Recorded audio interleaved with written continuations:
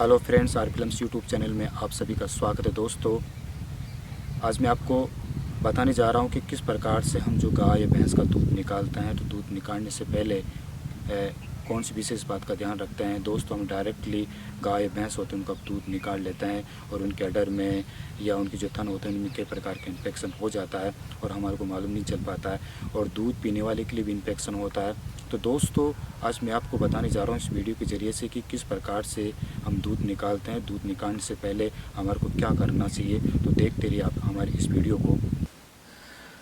दोस्तों, दूध निकालने से पहले पशु को पौष्टिक आहार खिलाना बहुत ज़रूरी है। पौष्टिक आहार खिलाने से पशु का पेट तो बढ़ता ही है, साथ साथ पशु दूध भी पूरा देता है। इसलिए हमारे को दूध निकालने से पहले पौष्टिक आहार खिलाना बहुत ज़रूरी है। उसके बाद में जब पशु को पौष्टिक आहार खिलाए तो हमारे को दूध निकालने से पहले जो हमारे हाथ है उन हाथों को अच्छी तरह से साबुन से धोना चाहिए। साबुन से अच्छी तरह से धोने से जो हाथों में कीटाणु होते हैं, कई प्रकार के जीवाणु होते हैं, वो हाथों से हट जाते हैं। इसलिए दूध निकालने से पहले साबुन से हाथों को अच्छी तरह से धोना बहुत ज़रूरी है। उसके बाद में जो दूध निकालने का जो बर्तन है, जो बाल्टी है, उसको भी अच्छी तरह से साबुन से साफ़ करना बहुत ज़रूरी है।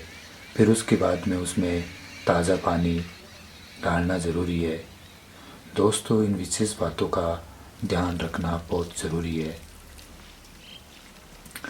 क्योंकि छोटी छोटी गलतियों से ही पशु के थनों में इन्फेक्शन होता है और दूध पीने वाले के लिए भी ये नुकसान होता है। इसलिए सफाई का हमारे को विशेष ध्यान रखना बहुत ज़रूरी है। उसके बाद में जो पशु के जो थन होते हैं, जो पशु का जो अडर है, उसके आसपास बहुत सारी गंदगी लग जाती है। इसलिए साफ़ पानी से अच्छी तरह से थनों को धोना चाहिए। थनों को धोने से जो पशु के थनों के आसपास जो गोबर है, जो मिट्टी है, जो लगी होती है, वो साफ़ हो जाती है। और अधिकतर जो पशुओं के अंदर जो थनैला रोग होता है वो इसी कारण होता है।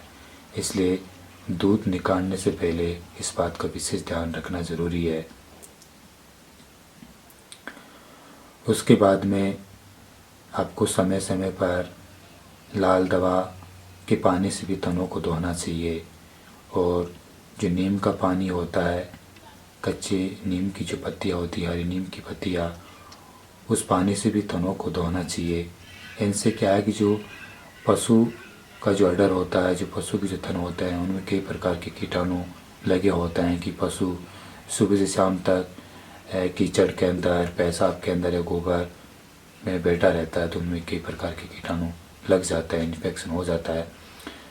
और उसके बाद में जो हमारे जो नाखून है हाथों के, वो नाखून भी कटे हुए होने चाहिए, और थनों को आराम से थनों से दूध निकालना चाहिए। ज़्यादा ज़ोर से भी खींचना नहीं चाहिए। थनों पर नाखून लगा हुआ नहीं होना चाहिए। नाखून लगने से थनों में इन्फेक्शन हो जाता है। नाखून लगने से थन कट जाते हैं, तो इस बात का भी आपको विशेष ध्यान रखना है। दोस्तों, यदि इन सभी विशेष बातों का ध्यान रखता है तो थनों में किसी प्रकार की कोई प्रॉब्लम नहीं होगी और पशु को दूध देने में कोई किसी प्रकार की प्रॉब्लम नहीं होगी। उसके बाद में जो कई छोटे बछड़े होते हैं उनको भी दूध पिलाना ज़रूरी है। छोटे बछड़े होते हैं, उनको दूध पिलाने से पशु की जो ममता होती है, माता उसकी ममता होती है, बछड़े से प्यार करती है और फिर दूध भी हमारे को पूरा देती है। इसलिए इस बात का विशेष ध्यान रखना ज़रूरी है कि छोटे बछड़ों को ज़्यादा दूध पिलाना चाहिए। दूध पिलाने से उनकी जो थन है वो खुलते हैं और पशु दूध भी सही देता है। जब भी आप किसी भैंस का या मादा का दूध निकालते हो, एक पशु से दूसरे पशु का, तो हमारे को हाथ धोना ज़रूरी है, उस बर्तन को धोना ज़रूरी है।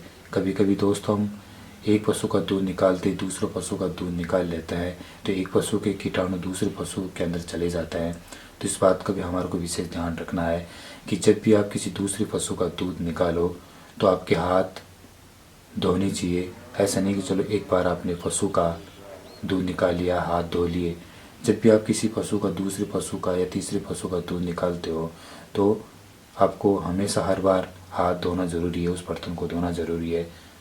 तो इसी तो एक पशु से दूसरे पशु में जो कीटाणु होते हैं वो चले जाते हैं और थनैला रोग हो जाता है।